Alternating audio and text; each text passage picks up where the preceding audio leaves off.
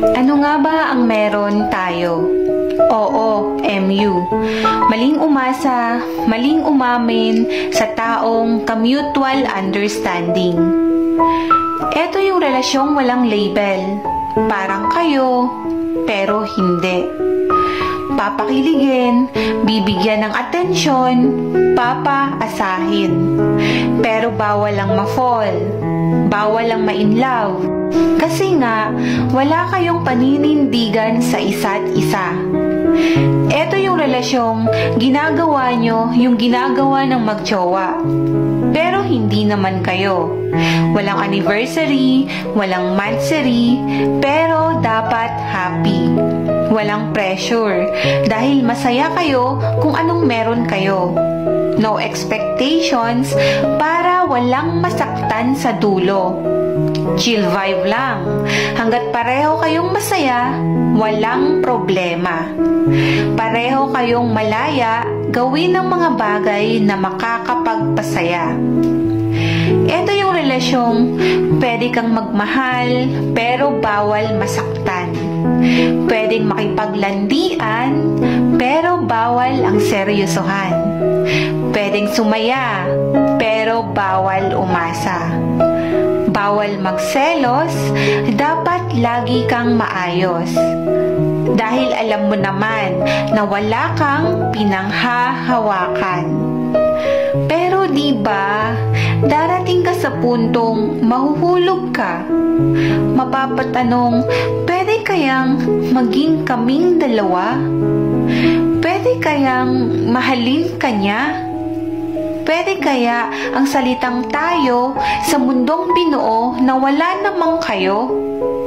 Pwede na kayang umamin sa taong ka-mutual understanding? Pero sa relasyong ganito, kailangan mong isipin na walang kayo. Dahil habang tumatagal, ikaw lang naman masasaktan. Dahil lahat ng nararamdaman mo ay hindi pwede sa open relationship. Wala kang karapatang magalit, wala kang karapatang magselos. Dahil ang relasyon nyo ay hanggang landian lang. Sa relasyong ganito, hindi ka pwedeng mag-demand. Bawal magtampo kapag atensyon ay wala sa'yo. Di ka pwedeng magalit kung ang kilos niya ay nakakasakit. Kasi nga, relasyon nyo ay wala namang commitment. Kaya kahit na sobrang masakit, wala eh. Nagmamahal ka na. Kaya mag-iintindi ka. Mag-aantay ka kung kailan ka niya ulit maaalala. Magbibilang ng araw kung kailan siya ulit magpaparamdam.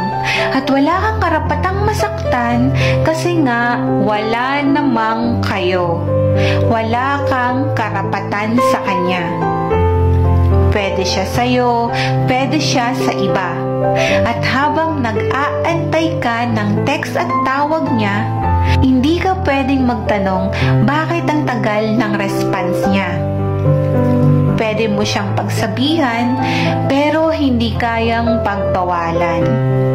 Dahil pareho kayong nasa magulong usapan.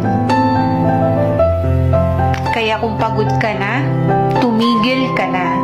Kung nasasaktan ka, lumayo ka na.